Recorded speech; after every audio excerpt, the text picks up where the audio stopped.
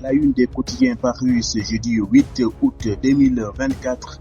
Nous allons démarrer par Rémi Quotidien qui revient sur la dissolution possible de l'Assemblée nationale, piège ou solution pour Diomaye Faye. Yorio revient également sur des médias en crise. L'interminable agonie, c'est à lire dans Yorio. Et puis Le Soleil revient sur la gouvernance sanitaire, accès aux soins, prévention, réforme hospitalière, les remèdes du président Diomaye Faye à lire dans ce quotidien national. Et puis Libération revient sur le Barça Wala Barsac, nouveau drame au large de Rio, San Juan. Et puis Libération aussi est revenu sur les infractions et à la réglementation des changes. La douane coince Woodside, redressée par le fisc à hauteur de 44 milliards de francs CFA. Le développeur du champ de Sangomar a transigé avec la douane pour 7 milliards de francs CFA.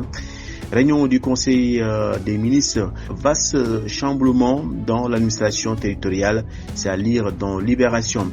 L'Observateur revient aussi sur la pirogue et la dérive en République dominicaine, les ossements, la drogue et les identités sénégalaises découvertes. Il dit le timing de la rhétorique. C'est à lire aussi dans l'Observateur. L'Observateur qui revient également sur les nominations de Kilifeu, Nitdoff et Modignan, et qui ont été donc nommés hier en Conseil des ministres. Source A pour la clim de Sonko. Source A revient également sur les dernières directives de Waly Diouf Bodian, le DG du port autonome de Dakar. Le Témoin revient sur la vie de la nation, Diomaye et Sonko face à 3 équations complexes. Il s'agit de l'immigration clandestine, des inondations et du chômage des jeunes. L'enquête revient sur les 14 Sénégalais et Mauritaniens retrouvés morts. Horreur au large de Rio San Juan. À lire aussi dans les Échos, les appels à candidature dans les PIP. C'est à lire aussi dans ce journal qui revient également, qui donne la parole à Mame Mactar Gueye qui attaque les religieux qui défendent le Premier ministre Ousmane Sonko. Et puis le quotidien revient aussi sur des côtes sénégalaises aux Caraïbes, migrants à la dérive. Le quotidien aussi revient sur les nominations de Kilifeu, Nitdoff, Modignan, Doudou Nyanya Diop, enfin, qui ont été donc casés.